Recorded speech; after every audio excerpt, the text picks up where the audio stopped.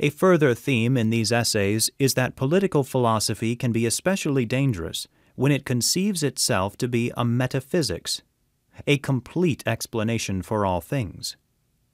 Benedict XVI touched on this delicate issue when, in receiving a new ambassador from Moldova, he remarked, "For too long, Moldova suffered from the imposition of a totalitarian utopia of justice without freedom.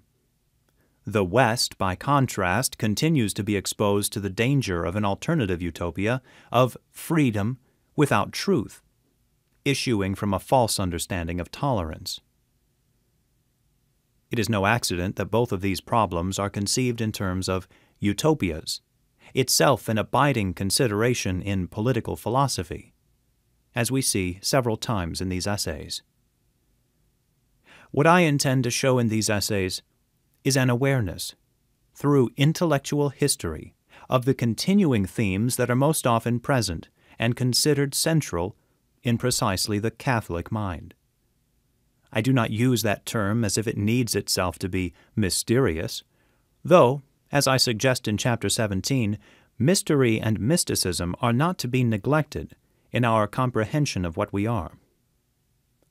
I have selected themes from the classical writers, especially Plato, though I am much dependent on Aristotle and Aquinas. Some chapters deal with the impact of revelation, others with how things fit together as a whole. Philosophy is said to be, and is, a quest for a knowledge of the whole.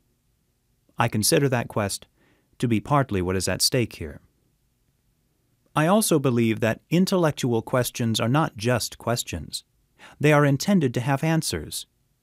The mind that is Catholic is one that expects answers, because it understands that such expectation constitutes the kind of beings that we are. We are not only seekers after the truth, but finders of it. But we are also, as I suggest in Chapter 20, beings that can choose to reject it. This willingness to reject truth is something that I often noticed Aristotle noticing. He understood that we are not likely to think correctly if we do not live correctly, if we have not acquired the natural virtues open to us.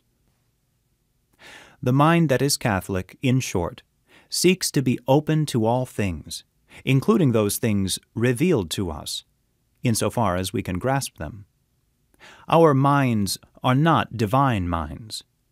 This mind, at its best, does not neglect what we call the fall, that is, some sense of our disorder, and some Platonic realization of its relation to our knowledge of ourselves. Plato, indeed, is often the mind that enables us most clearly to see the Catholic mind.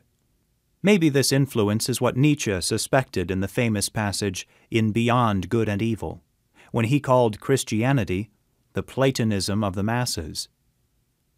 These considerations of Plato, begun in chapters 5 through 7, are why I have ended these essays with a discussion of Narnia, which has its own Platonic overtones, within the ultimate meaning of our existence.